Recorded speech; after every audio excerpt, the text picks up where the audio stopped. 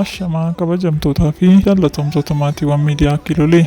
Guyyaa har'aa milkii Itoophiyaa lama qabannee jirra. Turtiin keessan nu waliin haa ta'u. Hidhi haaromsa Itoophiyaa tarbaayinoota sadaffaa fi arfaffaa hojii jalqabsiifameera. Yuunitoonni warri kan biroo akkaataa karoora kaa'ameefiin hojjetamaa jira. Biyyoota yaa'ii Abbayyaa gajjallaa laalchisee misiraachoon dabalataa gubaarraa dhaga'ameera. Yaa'ii lagichaa utuu nugguramiin itti fufuusaarrayyuu balbaloonni bishaanii yoo guute gadhiisuuf tolfaman banamanii sekoondiitti bishaan meetiraa kiubii 2008 gadhiisuu eegalaniiru. Hidhi haaromsa Itoophiyaa guddichi yaa'a bishaanii to'achuudhaan yaaddoo balaa lolaa hir'isuun biyyoota yaa'aa gajjallaa jiraniif keessaayyuu yeroo caamsaatti bishaan hammisaa hin jijjiiramne akka isaan gahuu taasisa. Gadhiifamuun bishaanii madaalamee fi hammisaa beekamee deemu kun hojii qonnaa fooyyessuuf, hojii humnaa maddisiisuu akkasumas itti fayyadama qabeenya naannawaa sanaa fooyyessuuf haalaan gargaara. Hojii muummicha ministeeraan jalqabamee osoo fiixan ga'een hafee tokkoyyuu hin jiru. Torbanoota kana keessaa dhimmi ashaaraa magariisaas namoota hedduuf gaaffii ta'ee ture.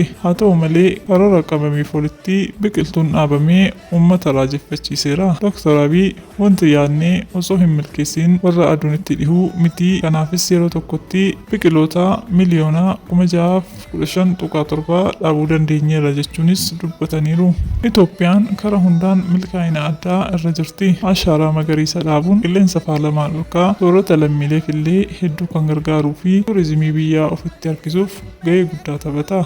Biyyoonni biroo sababii manca'insa bosonaa fi qilleensa faalamaatiin rakkoo cimaarra jiru. Itoophiyaatti garuu kun gonkumaan raawwatu jechuun bu'aa ashaaraa magariisaa argaa jirra. Bu'aa biqiltuu eenyullee ni beeka. Kana yoo dhabne garuu badisaaf of saaxiluu ta'a. Kanaaf muummichi dursee uummatni biyyichaa akka hin beelofne bosonni akka hin banneef bu'aa ashaaraa magariisaaf fakkeenyummaa ofiisaatiin agarsiisaa jira tureerasi. Itoophiyaan boruu lammiilee alaa ofitti harkisuun dinagdee ishee ol kaastee miidhagina ishee addunyaatti mul'istuu arguun fagoo miti. Egaa jaallatamtoota miidiyaa Kiilolee qophii har'aa sumaan golomnaa yeroo dansaa qabaadhaa. Galatoomaa.